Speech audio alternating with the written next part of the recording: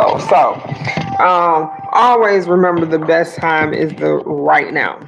Um, Number three, I don't have the money for a down payment. Well, it's a lot of down payment options and assistance programs that are available.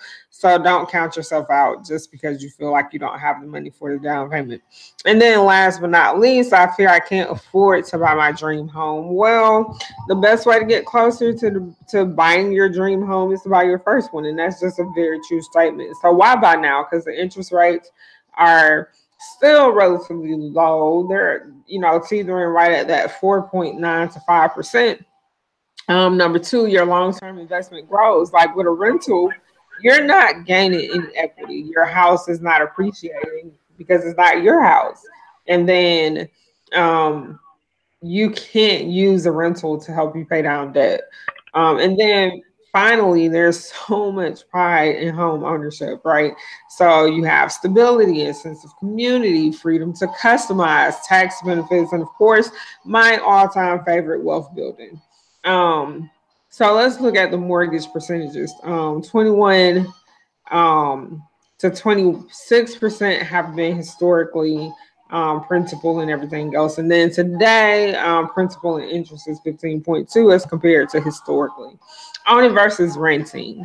Why should you own versus rent? So let's just look at this, right? We're going to look at somebody that's paying $1,200 a month for rent and somebody that's paying $1,200 a month for a mortgage. All right. So as you can see, if you're paying towards a mortgage, and let's say you purchase a property for $250,000 over 30 years, that's $435,000.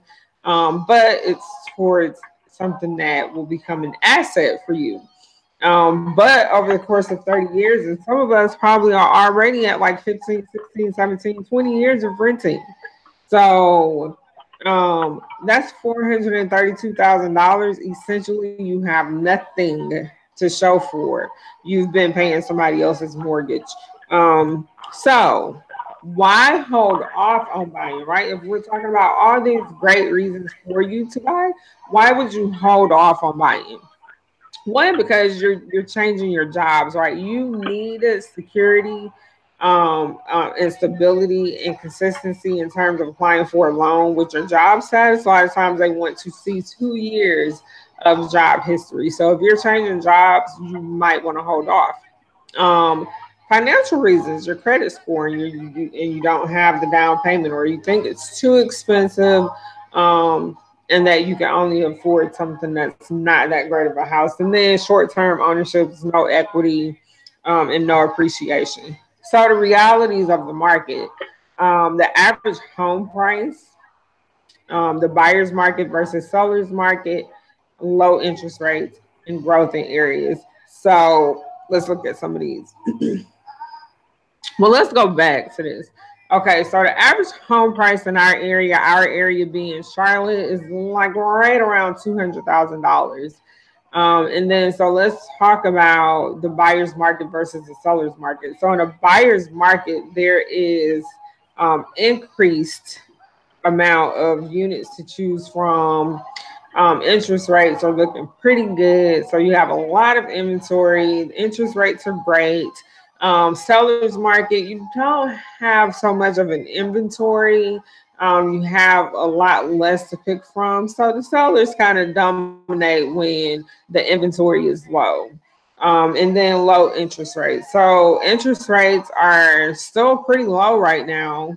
And you have the potential that they could go up. We never know in our political climate right now what's going to happen. So take advantage of the interest rates as they are right now. And then growth in our area. Just about 100 people are moving into the Charlotte area on a daily basis. So let's look at 6 easy steps to home ownership. 1, you hire an agent. Right? And then the agent will get you connected with a lender. 2, you secure pre-approved financing. 3, you find your home, you make an offer, you negotiate, then you get the home inspected and you negotiate repairs, and then you close. That typical time frame is going to be from the time you hire an agent to the time you find a home, you could look at up to 10 homes. You put an offer in, you negotiate that offer. That 10 home tour could take about 2 weeks. The time you put in an offer, that offer gets accepted. You could be looking at anywhere from that day that you put the offer in to, 2-3 days. And then from the time the offer is put in, you go into your due diligence period. Um, and I like to, I mean that due diligence period is negotiable, but you definitely want to give yourself enough time so that you can do your due diligence and get everything inspected.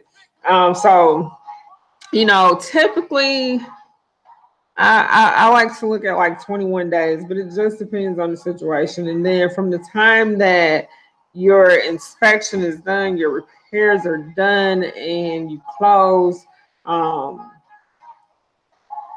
just again, depending on the situation, if you're getting some down payment assistance, it may take a little bit longer to close, but you're looking at 30 to 45 days. And if you're using down payment assistance, you can be looking at 30 to 60 days. Well, and down payment assistance will be more like 45 to 60 days. So you just got to be realistic with what's expected.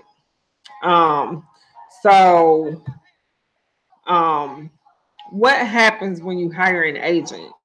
Right. The first thing you're going to do for the state of North Carolina is we're going to talk about working with real estate agents. You'll get a brochure that explains the different type of relationships that can exist between you, the buyer, the seller, and the agent. What we owe you and all that good stuff. So it says mutual expectations, commits me to finding the perfect home for you, and then confirms exclusivity between both of us.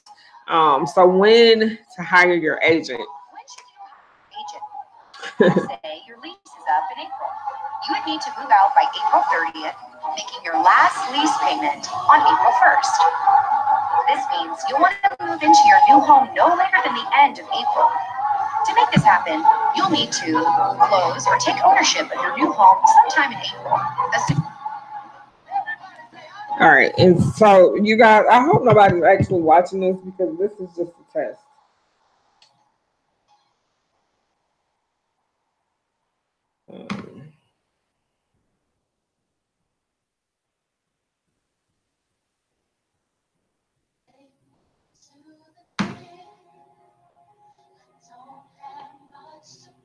Okay, so yeah, nobody's watching.